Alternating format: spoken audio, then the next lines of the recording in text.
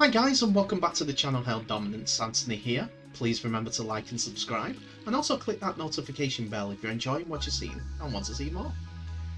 So coming up, we have a look in the 3 NRL games that went ahead before this week's State of Origin Game 3. Our first match that we're going to visit today is the Manly Seagulls facing the Canberra Raiders at the Brookvale Oval. In the first half, it was a tale of two stories. The Manly Seagulls were looking to close the gap on the top 4, while the Canberra Raiders were hoping to avoid another loss as they fought to keep their slim final hopes alive. It was all going to plan in the first 10 minutes for Manly side, missing Tom Trbojevic and David Terry Evans through State of Origin, as they struck first after Dylan Walker strode past Sam Williams from a scrum. Ruben Garrick missed from his first attempt of the evening, as the Manly led 4-0 just after 7 minutes. In a big blow for Raiders, Dunamis Louis Knight was over with a calf strain, forcing him from the field, forcing the Green Machine to play with a man down on the bench. It all seemed to go from bad to worse for the Raiders, as Brad Parker looked like he scored in the corner, but a lovely try-saving tackle from Davidson Xavier Savage forced the ball free and gifting his side a 7-set restart from the 20-metre line. The Raiders were able to build a plethora of pressure. Joseph Tarpenny and Hudson Young were leading the charge, with the halves in Williams and Matt Frawley forcing plenty of repeat sets. The pressure eventually told. Livewire's Tom Starling darted through some tired Manly defence and ran straight through to score under the posts. Jared Coker slotted over the black dot from in front, as the Raiders found themselves in the lead after 30 minutes of play. Canberra were not done there. After three straight dropouts forced by Fawley, his partnering halfback Williams slides through like a hot knife through butter to score untouched. Croker made it an 8-point lead, leading into the half. So it turned out that it was starting to turn out that we're catching Canberra on a good day. Playing away from home obviously helped, but it was half time. Manly Warringah Seagulls 4, Canberra Raiders 12. Into the second half, Manly had it all to do in this half, after being blown off the park in the first 40 by a determined Canberra team, coming off a 38-point loss at home last weekend. The Seagulls did not make lives easy for themselves, as to forward Sipley made an error from the kickoff on the back of driving Raiders defence. It did not take long for Canberra to score their third try of the night. Williams forced his way through and planted the ball down under the sticks after 11 minutes of play into the second half. Croker's perfect night off the boots continued as the Raiders boosted a 14-point buffer. The rampant Raiders were to go in again just 5 minutes after, in bizarre fashion, a chip kick on Manly's goal line bounced off the head of Moses Suli and fell into the lap of Sebastian Chris, who scored one of the easiest tries you'll ever see in this season. Croker made no mistake in converting the try, and their lead was out to 20. Manly were in a sniff with just 15 minutes remaining. Their hard-running back rower, I apologise if I get this wrong, Almoli Olakau'atu, ran over 3 Raiders defenders as he muscled his way over the stripe once for Manly again. Garrett converted to cut the Raiders lead to 14. Canberra have blown some big leads in the second half during 2021, and it looked like they were about to produce a second half fade once again when Suli ran across the field and beat some tired Raiders defenders to score untouched next to the posts. The conversion by Garrick was perfect, and Manly got themselves within 8 points with 9 minutes remaining. The Raiders eventually gave Ricky Stewart some breathing room and wrapped up the game in style with 5 minutes to go. with prop Emery Guller capped off an emphatic win with a barnstorming try. Coker made it perfect night off the boot to cap off a 30 points to 16 win. So now we go on to South Sydney's visit to Newcastle, as it was a neutral venue, but they were the home team. As hosts, they entertained the Cowboys team, who have been a bit lackluster as normally throughout this season. They're still in transition, and hopefully they don't lose one of their stars because of it. Because without him, I don't think they're going to be as good. Anyway, so this first half started with South Sydney starting off the brightest, dominating with first 10 minutes, and went in front with a penalty goal from direct in front. The Cowboys had attempted a short dropout after pressure with the Rabbitohs, which saw Heme Sele nearly crash over from the previous set. The most interesting thing was Adam Reynolds was cleaning his boots pre-kick with a dishwasher brush. Yeah, there's pictures all over the internet of this, and he's there scrubbing his boots while he's on his haunches. Anyway, after being handed their first decent attacking position of the half, the Cowboys were gifted 2 points with the follow-up offside penalty, easily converted by Scott Drinkwater. They looked okay in their first series raid in the night. North Queensland hit the front with the very next set. Cohen Hess won the contest with Blake Tarfe from a last bomb play, and battered it back to Murray Tuilagi, who found Tom Dearden supporting on the inside, who slid in to score under the post. The easy conversion made it a surprise 8-2 lead for the Cowboys. The Cowboys went further in front with the next set, and sensationally so. Jason Tomalolo charged up the middle and barged his way through the South's line on the halfway, and 30 metres later he found some support in Reece Robinson, Dejan Arce and Robson again, and then eventually Shane Wright after a lofty pass to the left, all in one play. So Shane Wright went over for the try. The conversion was missed, and it was 12 points to 2 with 20 minutes gone. South closed the gap in the very next set as Tarfe scored with his first ever NRL try. The last tackle play was a familiar routine for Adam Reynolds and Cody Walker, who looped behind and then fired a bullet pass to Alex Johnson, who instead of the scoring as per usual, put a small grubber with his left foot for Tarfe to pounce on, all in one movement. Caught, brought down to his foot, grubber. It was great, really good. Left foot going inside, and Tarfe picked it up and put it down. The sideline conversion guru Reynolds missed this conversion though. There was some good football being played despite the very wet conditions in Newcastle. A comedy of errors in attack eventually ended with Carl Felt knocking on 10 metres from his own line, and 5 tackles later it ended in a South Sydney try. Once again, as predictable as it could be, it was Reynolds who looped the pass to Walker in a variation this time.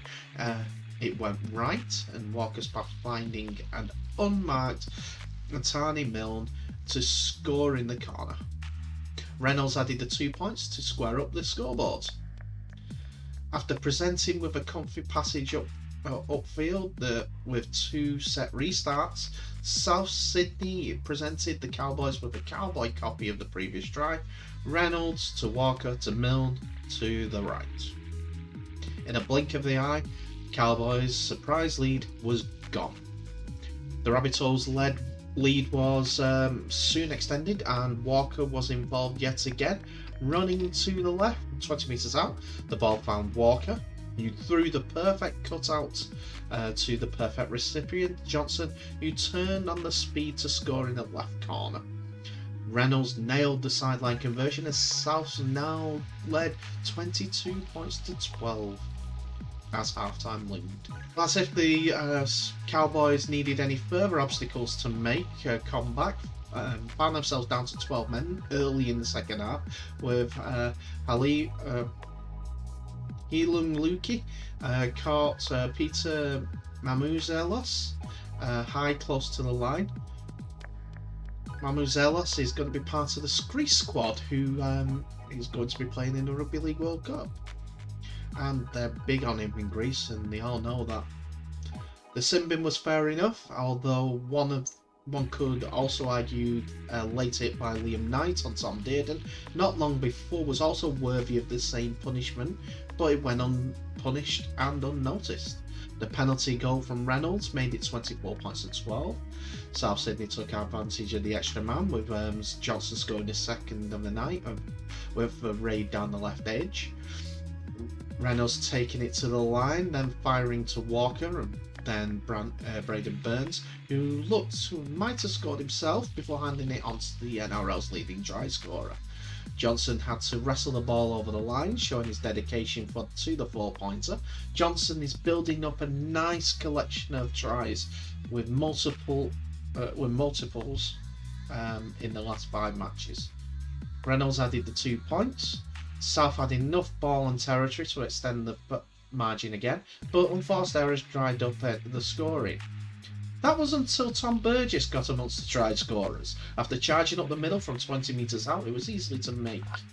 It's through 2 would-be Cowboy tacklers to score under the post.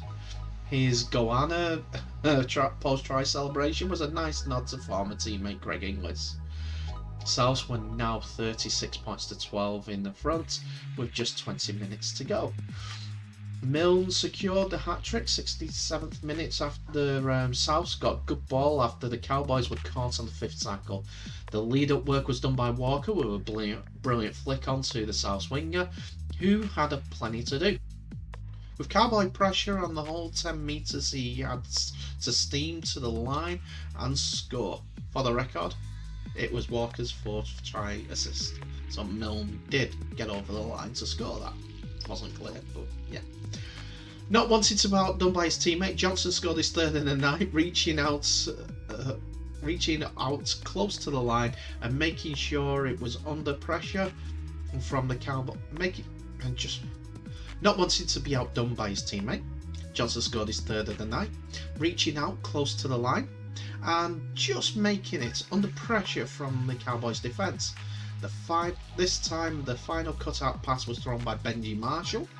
Reynolds, who was involved in the try, kicked the sideline conversion, and it was 46 points to 12 with 7 minutes to go. Apart from some efforts and things like that, that's from the Cowboys actually trying to ramp up, and also Tomalolo being one of the Cowboys' better players on the night. He's leading charge to the second try, and one does question why he spends so much time off the field these days. The Cowboys were leading 12 points to 2, and he went off, and he returned when the Souths had scored 24 straight points. Like I said, one of the best players that they had, and if they lost him, they'd be in trouble. So now we're going to have a quick look into the game between the Canterbury Bulldogs and Sydney City Roosters on Saturday the 2nd of July at Bankwest Stadium. Bulldogs, who have not won more than 2 games all season, last one being 2 games ago, were looking to get back to any sort of form. But saying that, the Roosters were nilled in our last game, and they needed to get form themselves, especially with some key players being forced out or ending their careers recently. The first points of the game came in the opening 5 minutes by Matt Ikivalu as line break, and As a result, Sam Walker created space for Drew Hutchinson, who offloaded for Billy Smith to score the first game in his first game back from injury. This was all the Roosters. And to follow up from their first try, the Roosters rolled down the field with ease and had a second try just minutes later. A Sam Walker kick ricocheted off Sitili Tupanoa to dive up on the loose ball in the goal. Despite going down by 10 early, the Bulldogs stayed in the contest and found a response on the scoreboard. Off the back of a Rooster error, Lachlan Lewis produced a nice chip and chase on the second tackle to catch the Roosters napping and score a solo try. With the game in the balance, it took some time for either side to gain the ascendancy. Eventually, the Roosters extended their lead when Joey Manu sliced through these several tackles and grabbed a try. 5 minutes later, Manu went from hero to villain for Roosters. With the Bulldogs on the attack, Lachlan Lewis grubbed from Manu to regather. However, he lost the ball on his way out of the in goal, and Lewis was gifted his second try. The Bulldogs held off a late charge from the Roosters in the last minutes of the half to stay within arm's reach at the break. 16 points to 10 to the Roosters. It was a sloppy start to the second half from both sides, as ball control proved to be an issue. The Roosters made crucial errors, one deep in their own half, which gave the Bulldogs the first attacking chance. With a full set inside the Roosters half, the Bulldogs made the most of it when Nick Meaney ran through a gaping hole in the defence to level the scores at 16-all.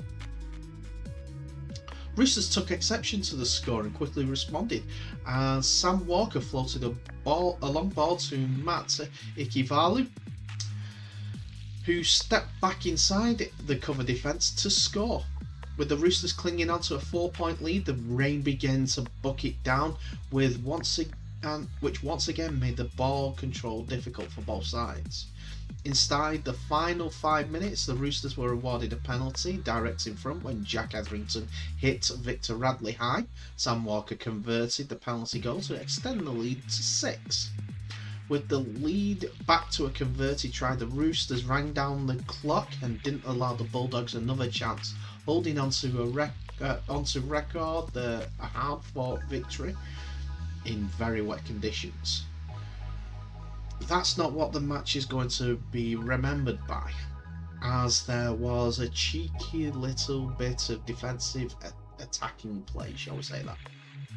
I know it doesn't make sense, but as the clock's ticking down in the final minute, the Roosters are in, the Bulldogs 30.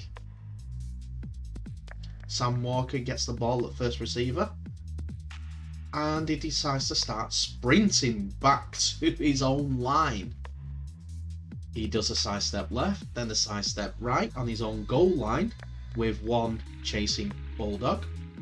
Then he goes back again back towards the touch line on his right hand side, and the hooter goes off with the game clock actually calling 5 seconds left.